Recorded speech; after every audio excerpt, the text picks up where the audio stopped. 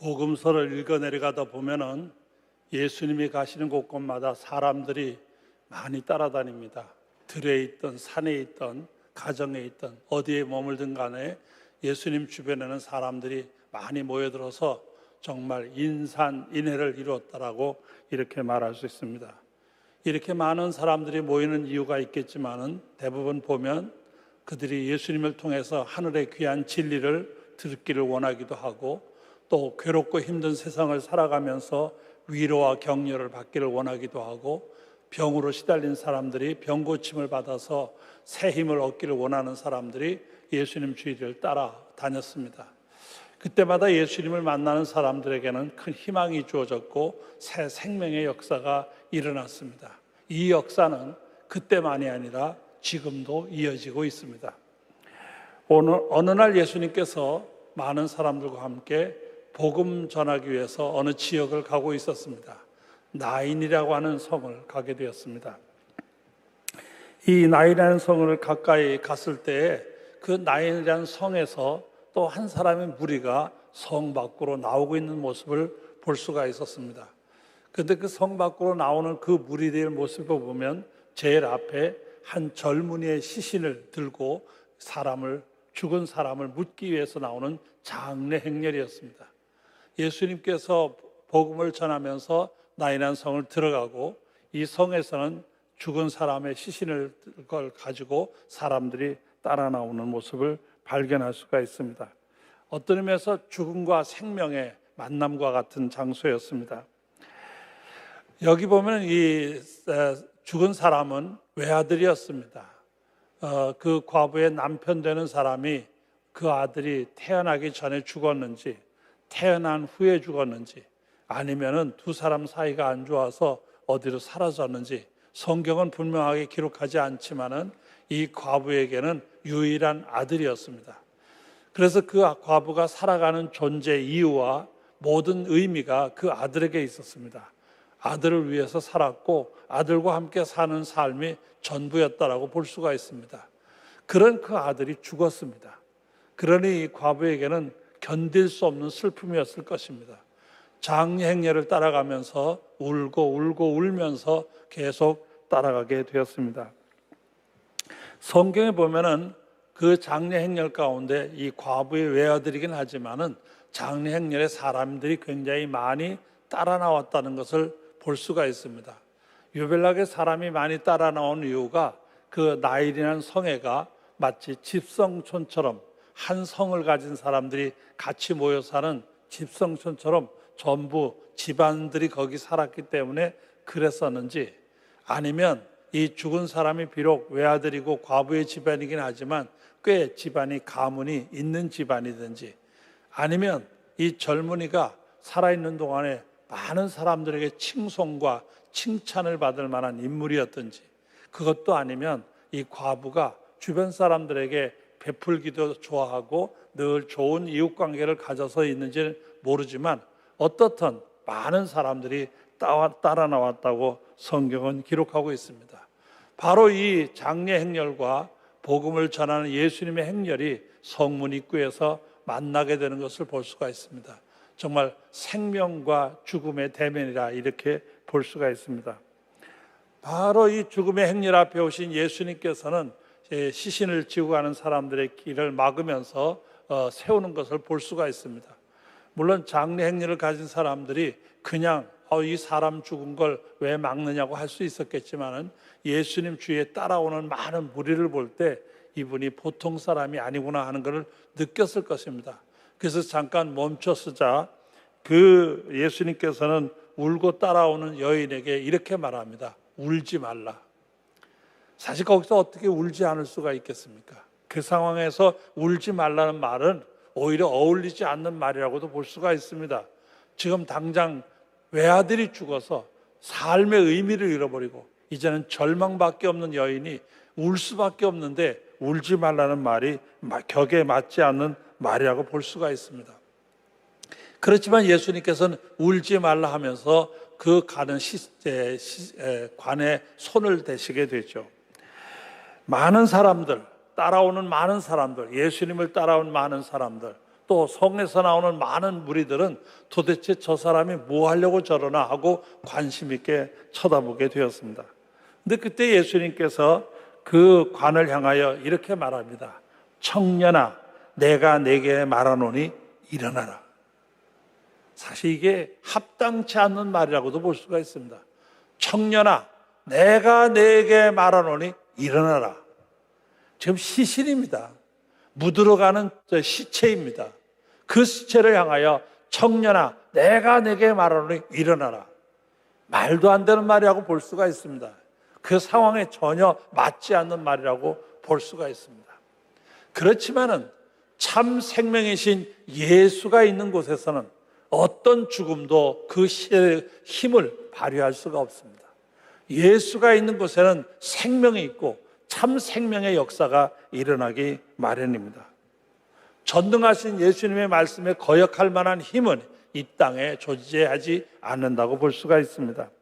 생명이신 예수께서 일어나라 라고 말씀하시는 동안 성경에 보면 놀라운 기적이 일어나죠. 이 젊은이가 일어나게 됩니다. 우리는 성경을 많이 읽고 또 목사들의 설교를 통해서 이 사건을 많이 읽었기 때문에 뭐 그냥 이야기처럼, 지나간 이야기처럼 그런 일이 있었다더라 하는 정도로 넘어갈 수 있습니다. 그러나 그 당시 현장에 있었던 사람들에게는 보통 충격이 아니었을 것입니다. 시신이, 지금 묻으러가는 시신이, 지금 그동안 울고 울면서 따라왔던 과부 앞에서 그 젊은이가 일어나 앉았습니다. 성경에 보면 일어나 앉아서 말까지 했다라고 기록하는 것을 볼 수가 있습니다. 무슨 말을 했는지는 잘 모르겠습니다. 어머니를 찾으면서 어머니를 찾았는지, 아니면 자기 장례를 위해서 수고하는 많은 동네 사람들을 보면서 고맙다고 했는지, 아니면 자기를 다시 살려주신 예수님을 향해서 감사를 표시했는지 성경에는 기록되어 있지 않습니다. 그렇지만은 이 젊은이가 일어나서 말도 하게 되었다라고 성경은 기록하고 있습니다. 얼마나 놀라웠겠습니까?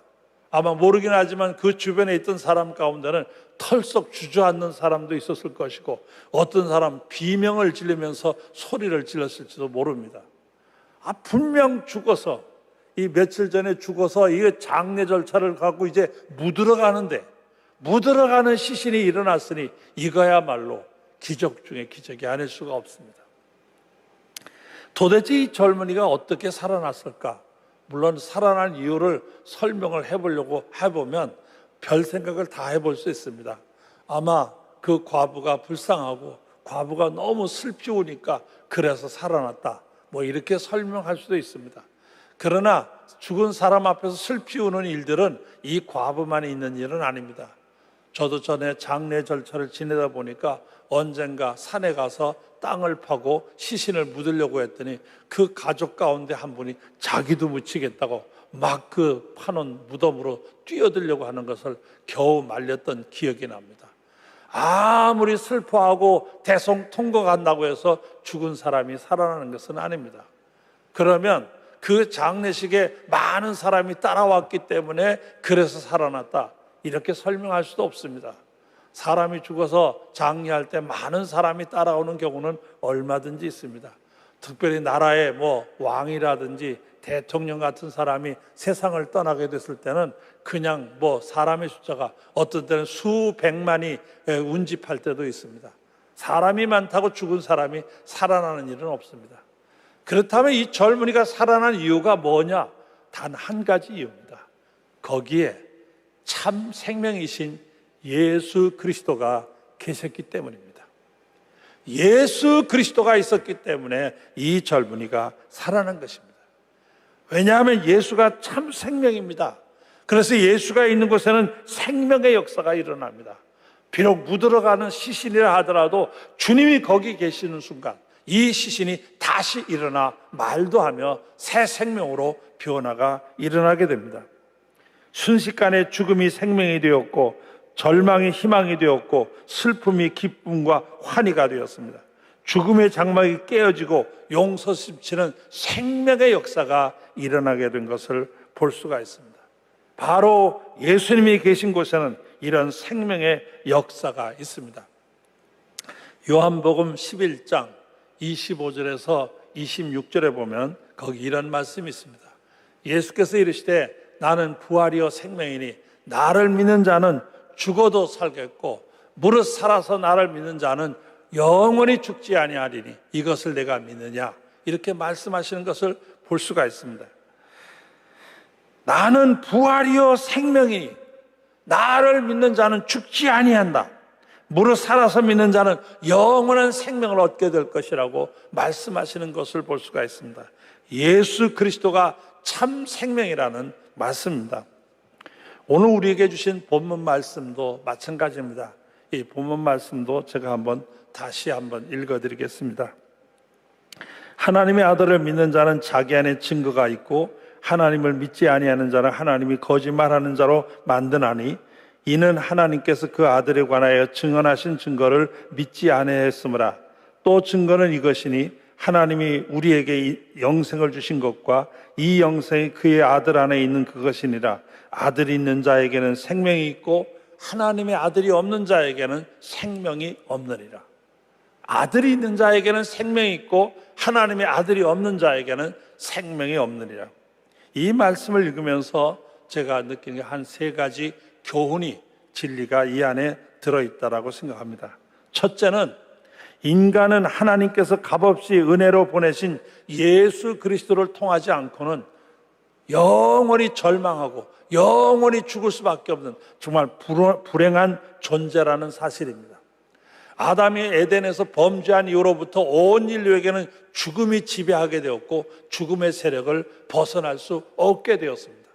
완전히 절망할 수밖에 없고 영원히 희망이 없는 불행한 존재가 바로 인간이라 이렇게 말할 수 있습니다. 이런 인간을 위해서 하나님께서는 그냥 두지 아니하시고 놀라운 구원의 역사를 이루어 주셨습니다. 그래서 하나밖에 없는 아들 예수 그리스도를 이 세상에 보내주시고 그를 통하여 구원의 역사를 이루시게 된 것입니다. 그래서 에베소서 2장 8절과 9절에 보면은 거기 이런 말씀이 있습니다. 너희는 그 은혜에 의하여 믿음으로 말미암아 구원을 받았으니 이것은 너희에게서 난 것이 아니요 하나님의 선물이라. 행위에게서 난 것이 아니니 이는 누구든지 자랑하지 못하게 함이라. 우리가 은혜를 받아 구원받은 것이 우리의 어떤 힘으로 되는 것이 아니고 하나님이 은혜로 주신 것이, 선물로 주신 것이. 그래서 아무도 자기가 구원받은 일을 자랑할 수가 없어요. 이것은 그저 감사할 뿐이죠. 하나님이 은혜로 우리에게 주셨다는 사실. 얼굴에 시꺼먼 게 묻으면 닦아내기 위해서 손으로 털어내거나 닦아 문질러낼 수가 있습니다. 그런데 이 얼굴에 묻어있는 이 더러운 것을 닦기 위해서 닦으려고 하는 이 손 자체가 더러우면 이거는 안 되죠. 오히려 닦아내려고 할수록 더 더러워지고 씻어내려고 할수록 더 얼굴이 흉하게 될 것입니다.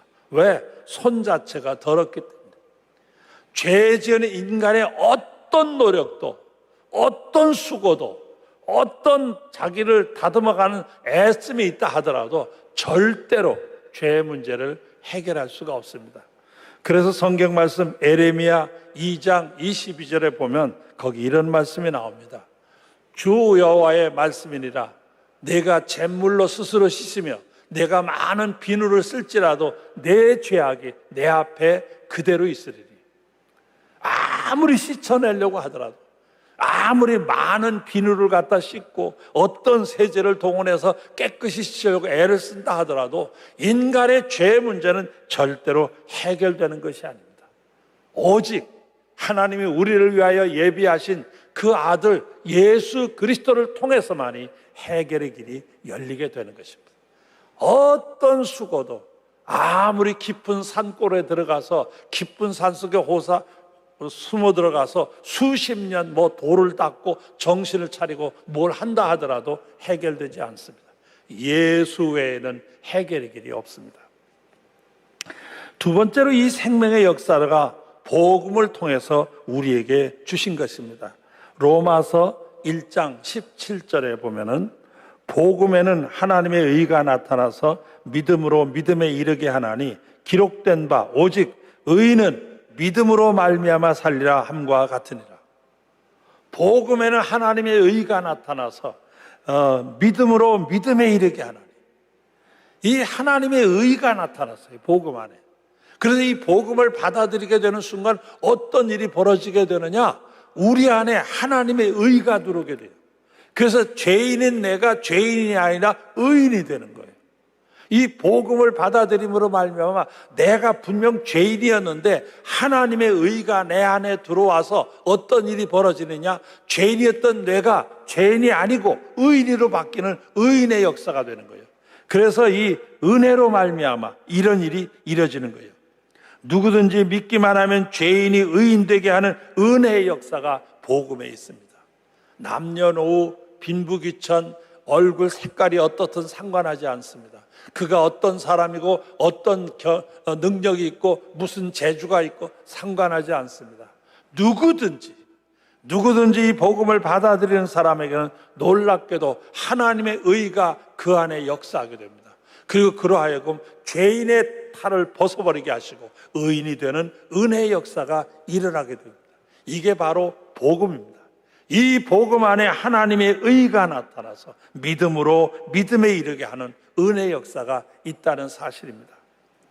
자, 그런데 이 생명에 참여할 수 있는 길은 오직 예수 그리스도를 자신의 구주로 믿음으로 가능합니다. 예수 그리스도를 내 구주로 영접할 때 내 안에 구원의 역사가 일어나게 됩니다. 바로 예수가 날 위한 분이고 예수의 그 구원의 역사가 날 위한 것이라는 것을 믿음으로 받아들이는 사람에게 놀라운 은혜의 역사가 일어나게 됩니다. 요한복음 3장 16절 잘 아시는 말씀이죠. 한번 같이 읽어보도록 하겠습니다. 시작. 하나님이 세상을 이처럼 사랑하사 독생자를 주셨으니 이는 그를 믿는 자마다 멸망하지 않고 영생을 얻게 하려 하심이라. 하나님이 세상을 이처럼 사랑하사 독생자를 주셨으니 누구든지 그를 믿는 자는 멸망하지 않고 영생을 얻게 하려 하심이라. 오늘 우리에게 주신 요한일서 5장 11절 12절에서도 같은 의미를 발견할 수 있습니다. 거기 보면은 또 증거는 이것이니 하나님이 우리에게 영생을 주신 것과 이 생명이 그의 아들 안에 있는 그것이니라. 아들이 있는 자에게는 생명이 있고 하나님의 아들이 없는 자에게는 생명이 없느니라. 아들이 있는 자에게는 생명이 있고 하나님의 아들이 없는 자에게는 생명이 없는 거예요. 바로 예수와 함께하는 사람은 생명과 함께하는 사람이에요. 예수를 멀리하는 사람은 생명을 멀리하는 사람이에요. 예수를 품고 사는 사람은 생명을 품고 사는 사람이에요. 예수 밖으로 나가는 사람은 생명 밖으로 뛰어나가는 사람이에요.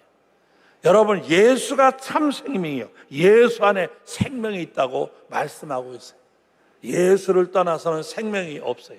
아들이 있는 자에게는 생명이 있고 하나님의 아들이 없는 자에게는 생명이 없느니라. 예수 그리스도 그는 참 생명이십니다. 라이언 화이트라고 하는 소년이 있습니다. 아마 혹시 이야기를 들어봤거나 무슨 매스컴을 통해서도 알려졌던 오래전 얘기긴 하지만은 일입니다. 이 라이언 화이트라는 이 소년은 13살 때 혈루증에 걸린 것을 발견했습니다.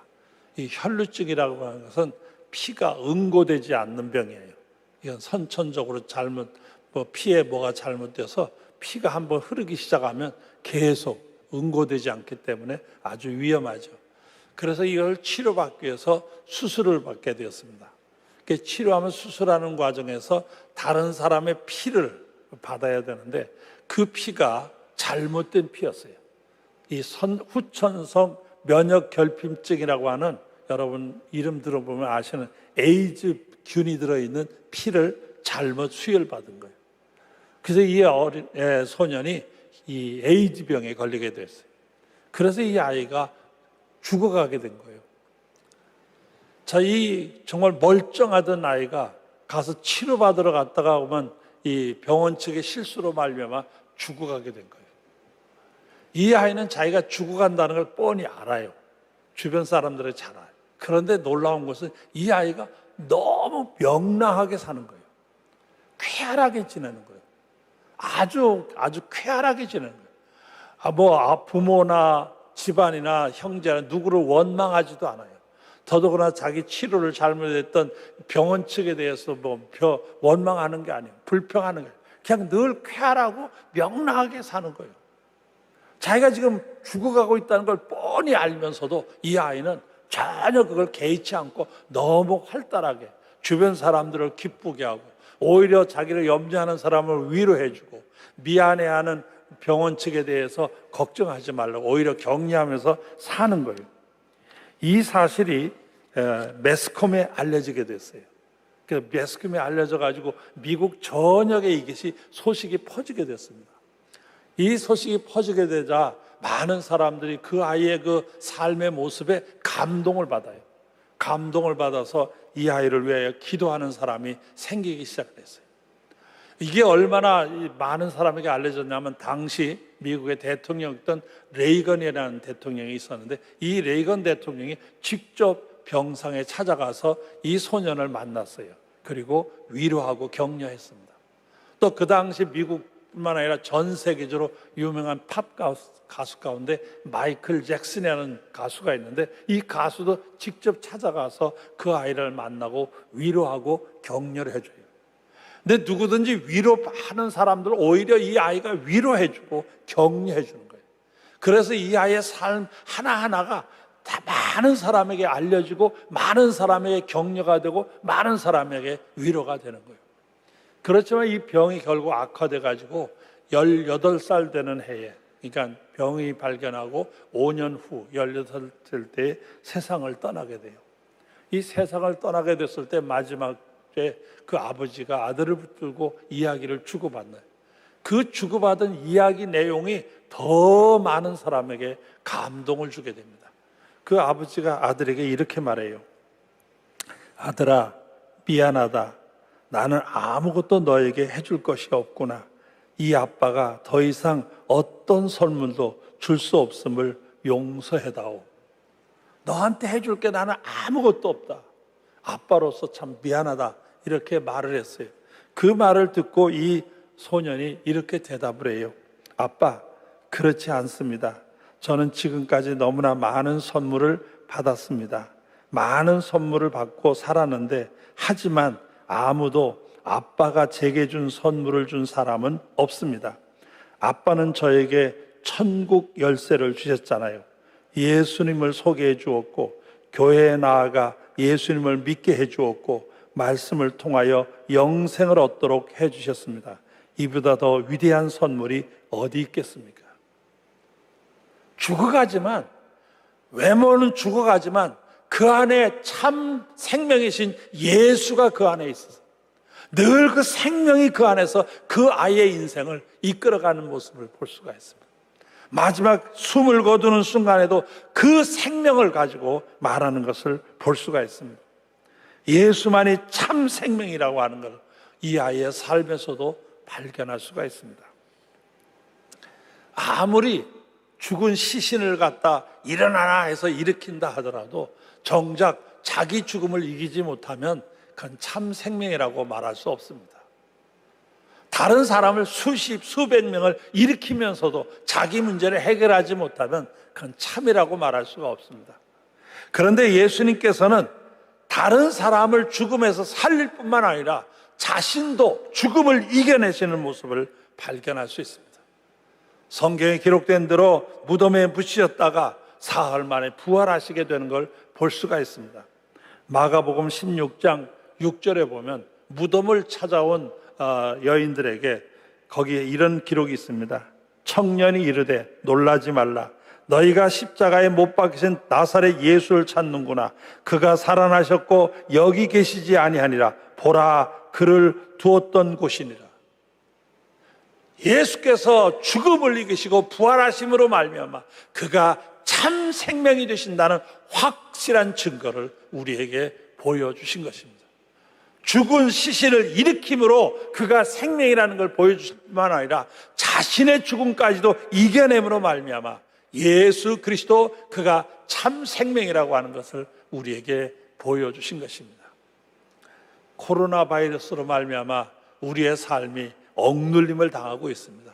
마치 큰 무거운 그늘 아래서 좀 헤어나지 못하고 있는 그런 상황입니다. 어쩔 줄을 몰라 합니다. 지금 정말 큰 어떤 감옥에 갇혀 있는 것 같아요. 지금 어디도 태어날 수 없는 무서운 그런 감옥에 갇힌 것 같은 이런 상황이긴 합니다. 그러나 참 생명이 되시는 예수 그리스도를 믿고 그 믿음 안에 사는 사람들이라고 하면 이 아무리 강한 세력 앞에서도 우리는 하나님을 향하여 힘있게 일어설 수 있어야 합니다. 여러분, 예수 그리스도가 참 생명입니다. 그분이 우리의 구세주가 되십니다. 그리고 그를 통해서 우리 안에 참 생명의 역사가 일어나고 있습니다. 아무리 힘든 세월이지만 이 예수로 말미암아 여러분의 삶이 늘 참 생명으로 풍성하게 되기를 주님의 이름으로 축원합니다. 할렐루야.